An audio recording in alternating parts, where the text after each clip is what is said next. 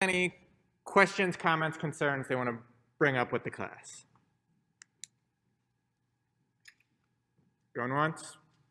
Going twice? And then let's take today and sort of approach it a little differently, because what we're doing is we're discussing Chapter 8 today.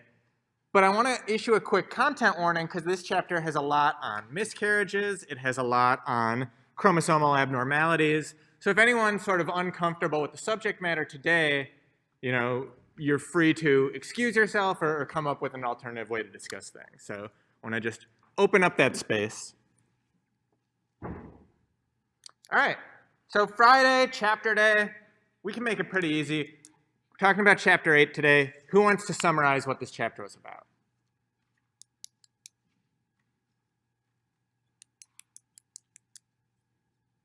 Sita.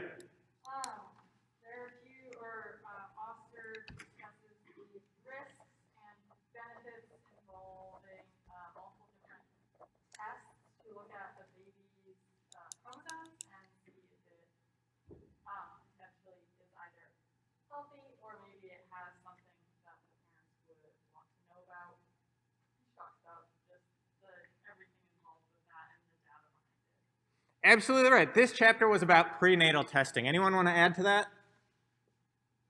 So when we think about prenatal testing, it really comes down to the sort of stuff we've been talking about all semester long, this sense of decisions in a data-driven world. There's lots of pros and cons. There's lots of alternate approaches. So who wants to talk about what some of the approaches to prenatal testing are? I'll get us started. One of the things you can do is nothing. What are some of the more, let's say, interesting approaches? What else can you do when it comes to prenatal testing?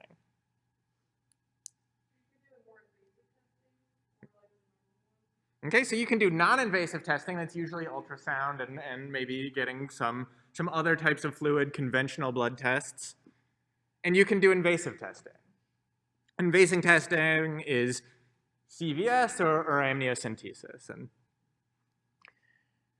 since Sita, you got the ball rolling talking about how this chapter really gets into pros and cons, risks and benefits, let's dive in. What are some of the risks when it comes to, let's say, invasive testing? Yeah.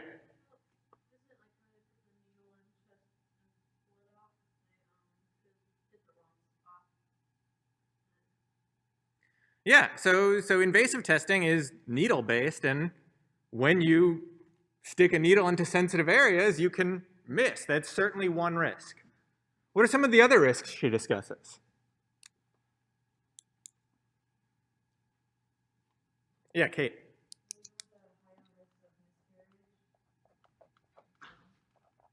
Yeah, there's increased risk of miscarriage when it comes to invasive testing.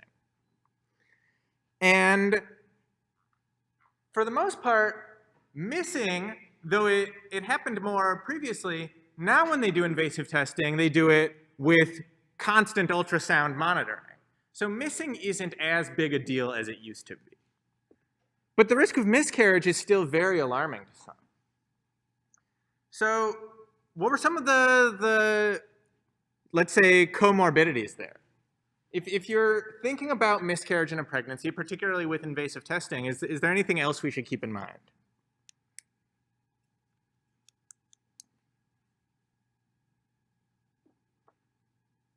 What other risk factors did she talk about?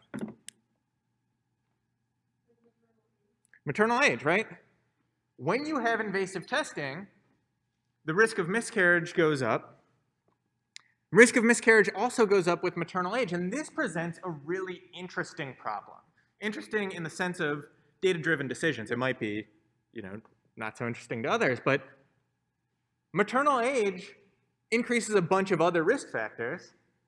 These other risk factors suggest the need for invasive testing. We might need to look at the baby's genetic sequence for whatever reason, but it's also more problematic to do so with advanced age. So we've got this sort of three options. We've got no testing, no risk to that, or the downside risk is just not knowing anything. So no benefit, no risk. We've got non-invasive testing, stuff like blood work, stuff like ultrasound, light level imaging. And then we've got invasive testing, stuff where they look at the baby's genetic sequence through amniotic fluid. You've got CVS, you've got amniocentesis. We should point out that if you guys or your partners have certain genetic markers, you're going to have the invasive testing anyway. In fact, my nephew, when he was born, they had to get invasive medical testing. When my next nephew is born, he will have to have invasive medical testing. Certain genetic markers just suggest that you need it anyway.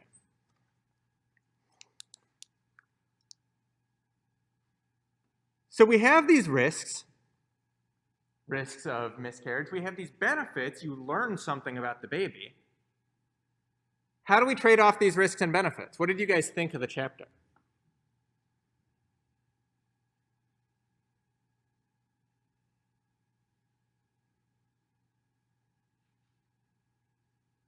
No right or wrong answer here. What do you think?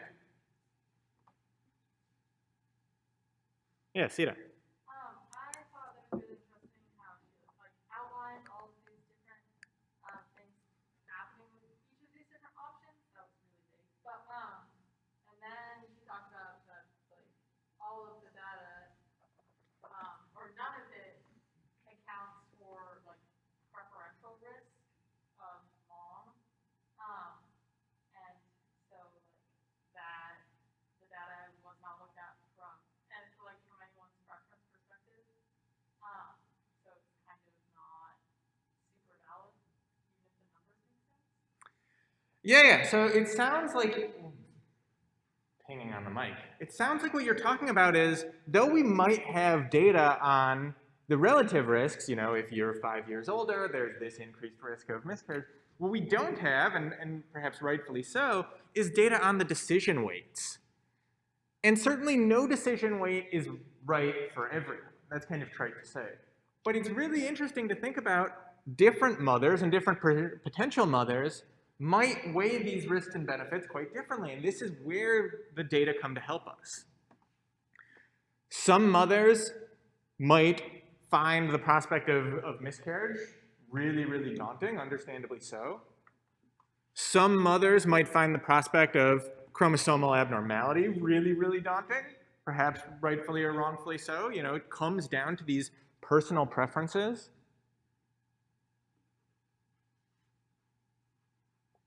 When we think about how to weigh these decisions with particularly invasive testing, there's a lot of personal consideration of the data we have to do. But Sita, your point raises another interesting point, which is even before we get to the personal decision, the data were kind of problematic. Did anyone else find that in the chapter? Yeah, Lily. Can you say that again? I'm sorry, I didn't hear you. Mm-hmm.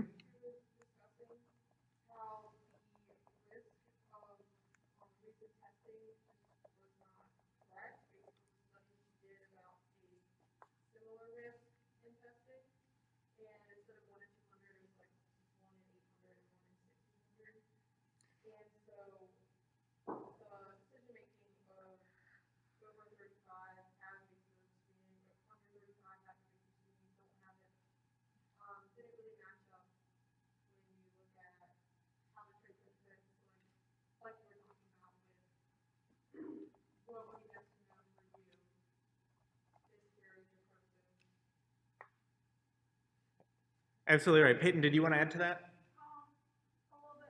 I was just going to say, I thought it was interesting because when it came to the end of the chapter, we also saw that she was even questioning her decision as to the testing she went through, because she said doing it again. When she first did it, she panicked, and she's like, did I make the right choice? Did I do the right thing? And luckily she was relax, but she said if she were to do it again, she'd do the CVS one. So I thought that was interesting too. She was questioning Absolutely right. Anyone else?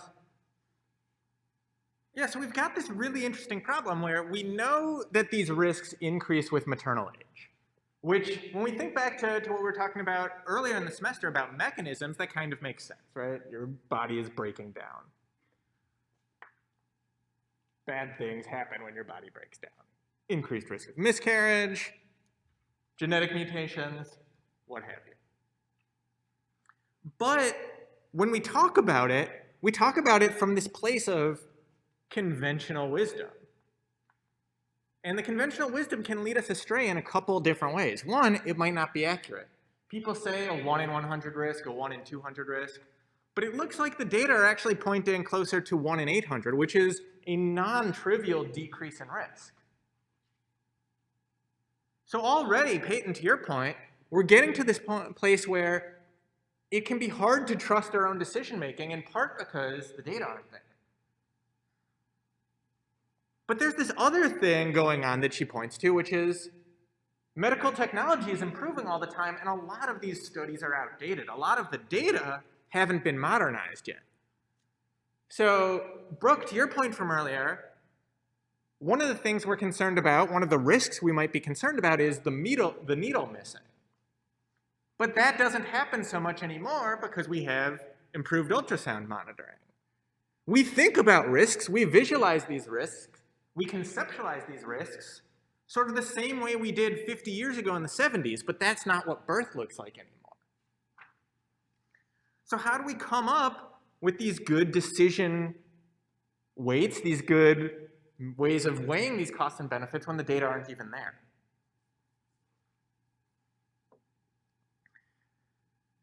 The fact that the data have modernized, I think, led us to some other interesting questions we can ask with data. So Peyton, you point out how even after all is said and done, she still kind of doubts her own decision-making ability here. And when she was discussing that, she talked about sort of two possible things that could happen. Now, in statistics and in quantitative social sciences, we'll call these errors. But what they are, and what she talks about in the book, are false positives and false negatives. So a false positive is the genetic test says there's something wrong with the fetus when there isn't. And a false negative is the genetic test says there's nothing wrong with the fetus when there is.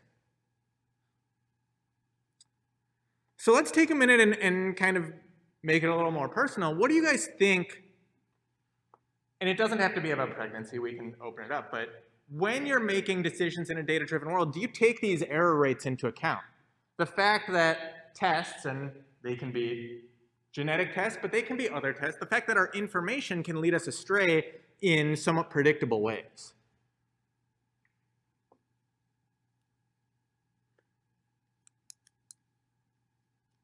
Yeah, see that. For me, that definitely comes into play more if there's like a greater financial input into something. So if I know that something has like X possibility of not being correct anyway, the more money I would have to put towards it, the more carefully I would look at that decision. Excellent point. And what is a bigger financial undertaking than having a child, right? What about the rest of you? How do you weigh into your decision making? And again, it does not have to be childbearing related, but how do you weigh in your decision making the fact that we can have these predictable error rates, we can have false positives and false negatives in the world?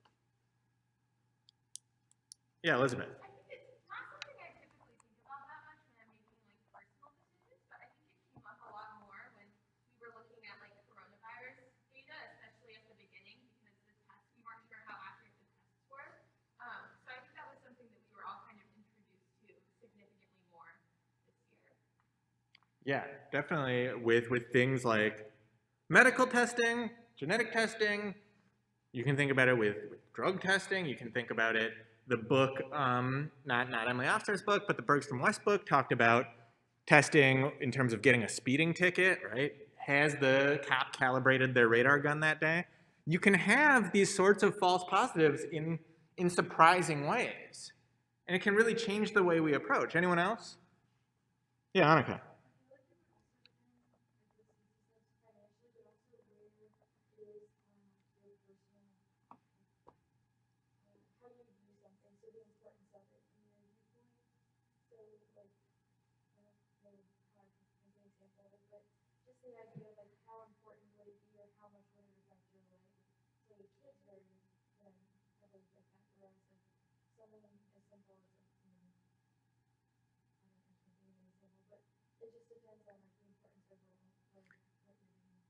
Absolutely right. Coming back to that idea of decision weights, right? And what's the way you weight your decisions is not going to be true for everyone. Juliet, then Brie.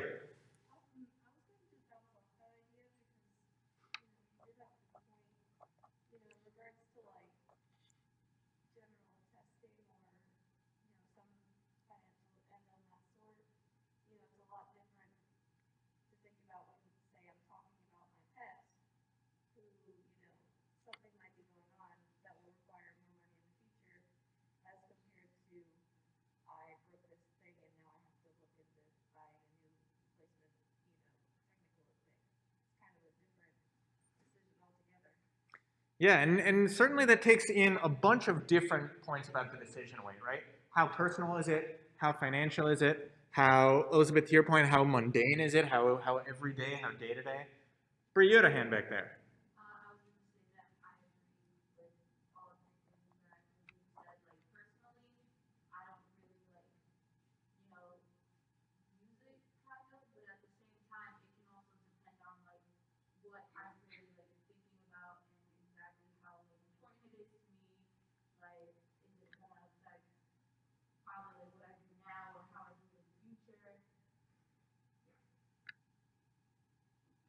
So let's open it up to a broader discussion. What did you guys think of this chapter?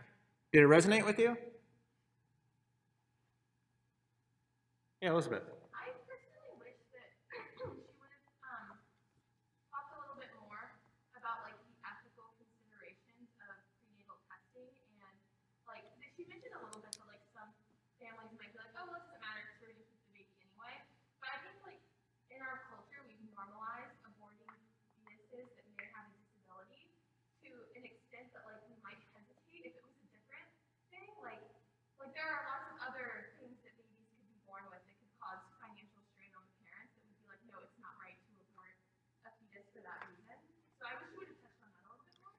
Yeah, I see exactly where you're coming from, and it felt very much like she was trying to thread a needle there. I wonder how much of that is her own views coming through, and how much of that is the views of the publisher trying to create, a general interest book, and how much of that is the editor and like all these other, let's say, decision makers playing a role in the writing of the book. But it definitely felt, like there were things left unsaid in the chapter. Yeah, Cynthia. I feel like that probably has to do with how we still have a stigma around a lot of things in society, disability being one of them. So I feel like if that stigma was not as prevalent in society, then maybe it would be more included in this book. Yeah, that's an excellent point.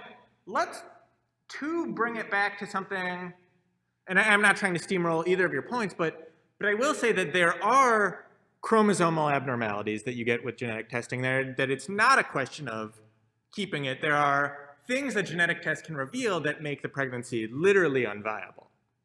So not something like Down syndromes or some of the other syndromes that the chromosome test can, but things that make it so the fetus can't come to term, that a genetic test can reveal. But yeah, it definitely felt like she was sort of tiptoeing around some of these points. What about the rest of you? What did you think about this chapter? Did any parts resonate with you? Did any parts strike you as missing or off-putting? Yeah, Lily.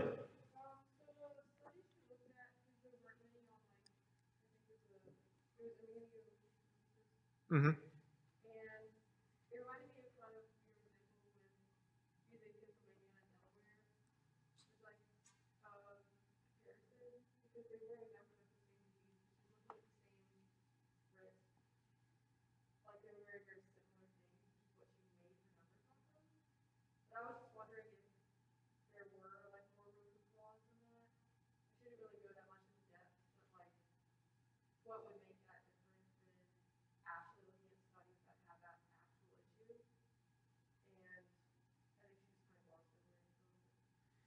Cool, so we've got the tools to deal with that now. What do you guys think as a class? Are Pennsylvania and Delaware comparable in terms of scientific studies? I'm seeing some people shake their head. Why not?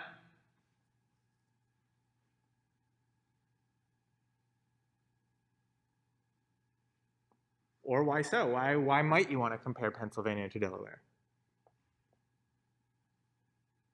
Yes, yeah. I think to an extent it's a better comparison than, say, Pennsylvania to California. Mm-hmm. But also there's so many unaccounted for factors that I think the list could go on forever. Name a few. Semi-impossible. Right, our job is to rule out alternative explanations. Name a few.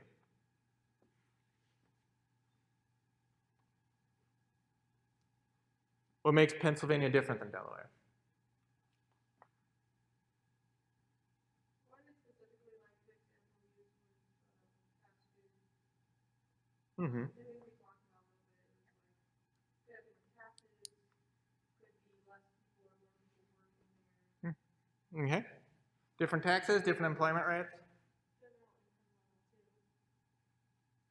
health and wealth. Like state morality. I feel like each state has their own identities. So how might Pennsylvania and Delaware be a good comparison? Right by each other, they're both mid-Atlantic. You compare right by the border, it's pretty much the same. So these issues that we're raising, excellent point, everyone. What do they have to do with baseline maternal risks? Right? Because some of them might have a great deal. If the innate health and wealth of people in Pennsylvania is different than people in Delaware, we might think that that has a big influence on how risky amnio is. But if we're just talking about, say, state culture, we need to think through a little bit more clearly on how that's going to influence baseline maternal risk. And it certainly might, right? If your state culture is pork on a stick, a favorite of mine from central Pennsylvania, that might negatively influence baseline maternal risk through things like blood pressure changes and what else. But if it's just something like, let's come up with a silly example, you know,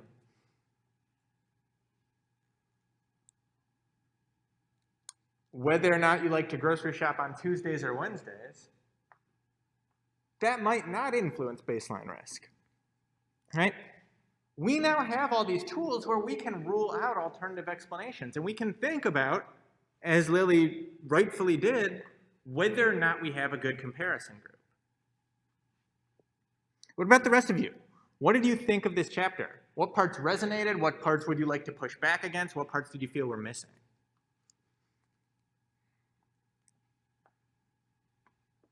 Yeah, Annika.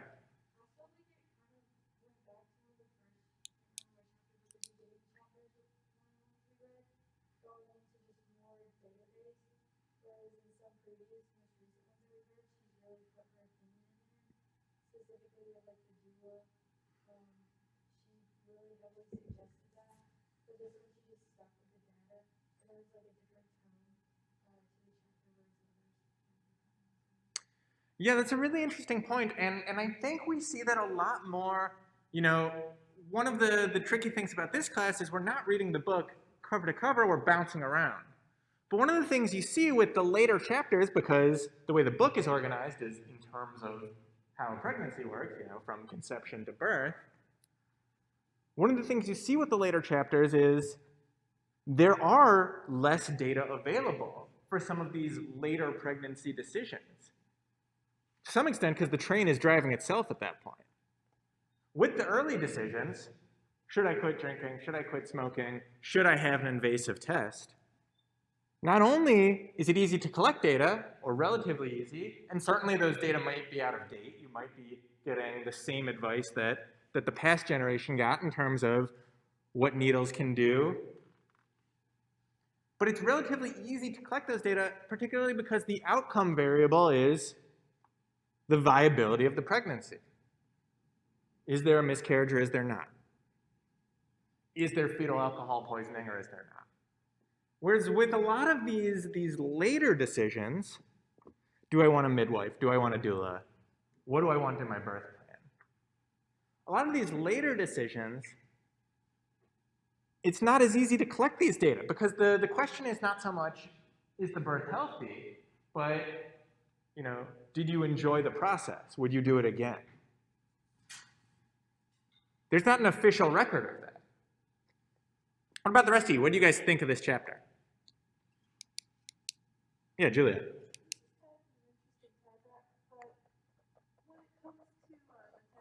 Mm-hmm. I was kind of reminded that in regards to getting that done, it also varies based off of, like, I guess, background ethnicity. Because I know, at least in my case, due to my mother being Mediterranean, descent, I actually did develop kind of a blood disorder from that itself. So I think, I don't know, I was just kind of reminded of how that can also depend on the population and what your general ethnicity may be. Right, absolutely right.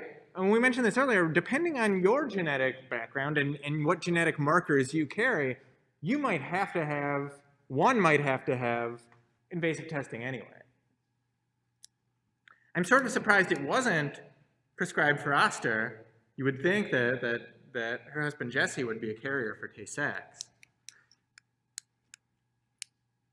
But yeah, so depending on certain ethnic backgrounds, genetic backgrounds, various markers, invasive testing is prescribed without choice. The way you talk about testing I thought was really interesting because there were other chapters of this book where we as a class were saying, and Annika, I think your point hits on this a little bit, that we wished it had been a little bit more technical. And this one, I felt that she sort of hit on the technical parts, Here's how you extract blood. Here's how you put it in a centrifuge and separate it from maternal blood. Here's how you run the... But in talking about some of the more technical details, we left out, to Elizabeth's point, some of the more ethical details. How should we think about termination because of chromosomal abnormalities? Anyone else, what do you guys think of this chapter?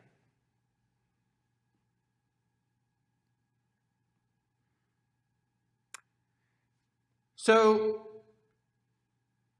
let's finish, and we can finish kind of early today. It's Friday, it's early. What are the big lessons you guys took away from this chapter? And remember, when we say lessons, they should be data-driven lessons. And certainly, it's okay if you took away a lesson about pregnancy, but we're using these pregnancy-based decisions as a lens through which we view decisions using data overall. So what big lessons did you take away from this chapter?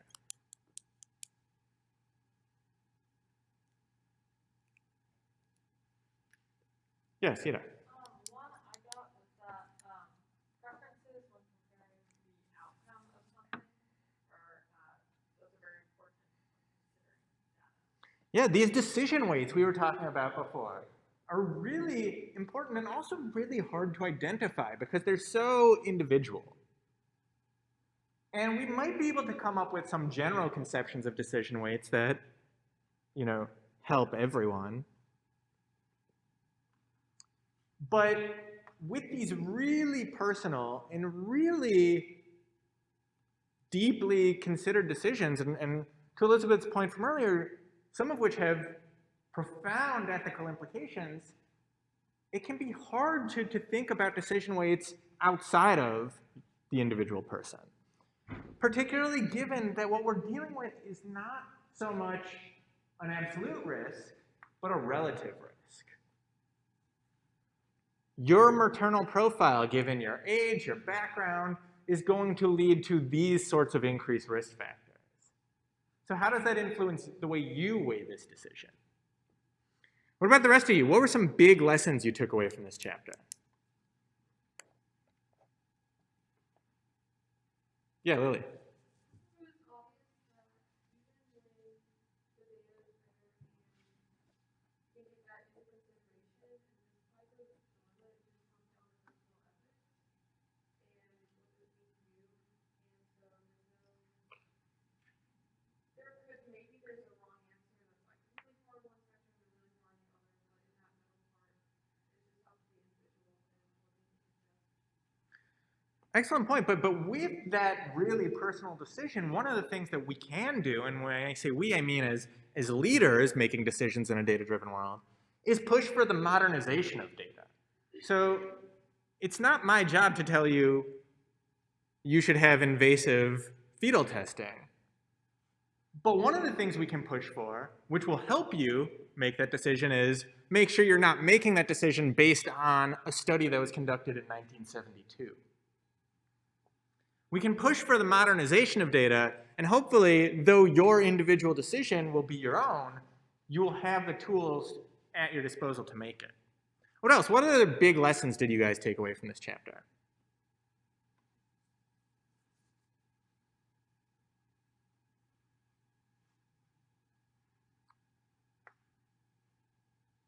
So the other big lesson I took away was this conception of error rates. The fact that tests, genetic tests, speed tests, whatever, can be misleading. You can have type 1 error, you can have false positives, and you can have type 2 error, false negatives. And this is one of those areas where people who do quantitative work are really sort of stupid and jargony, because saying type 1 error, and the book doesn't, by the way, the book refers to it as a false positive, is really confusing and misleading, and you can never remember which error rate are you talking about.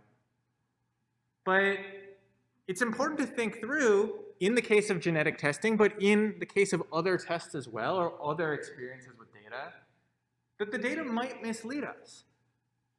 We've talked about this in class before, but what we're doing with data is looking for signal. We're looking for something in what happens to be a noisy, murky world. Let's go back to chromosomal testing, just because it's sort of a compelling example in this case.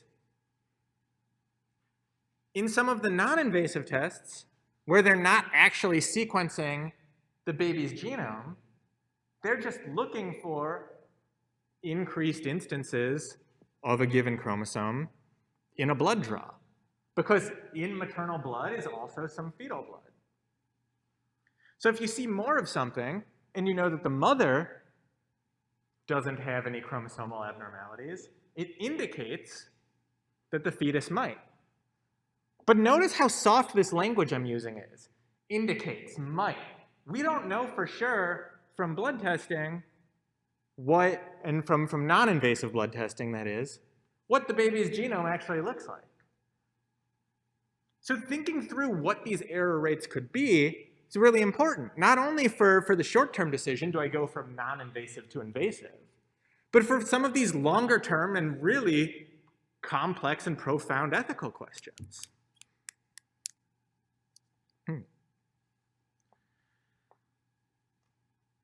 Type 2 error, false negative, is kind of the opposite.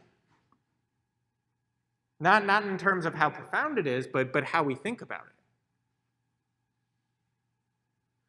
A false negative would be if we were looking at maternal blood and we didn't see any instance of chromosomal abnormality, but it was still there.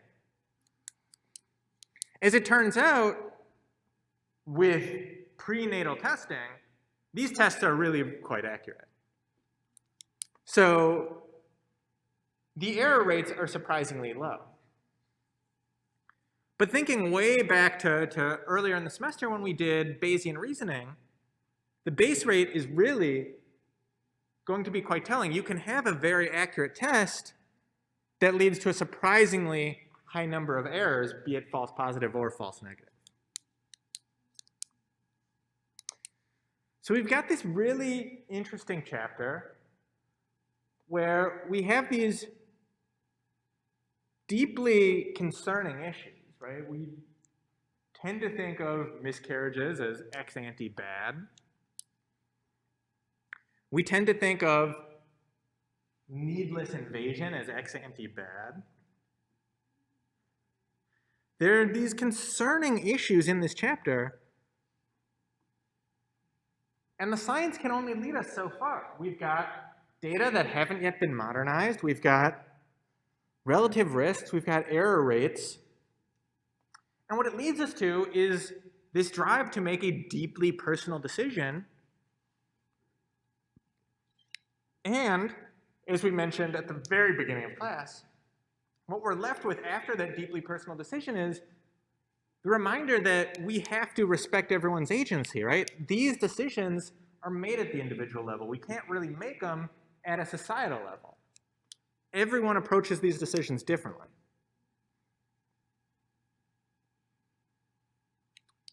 So with that in mind, any closing thoughts before we get our weekend started?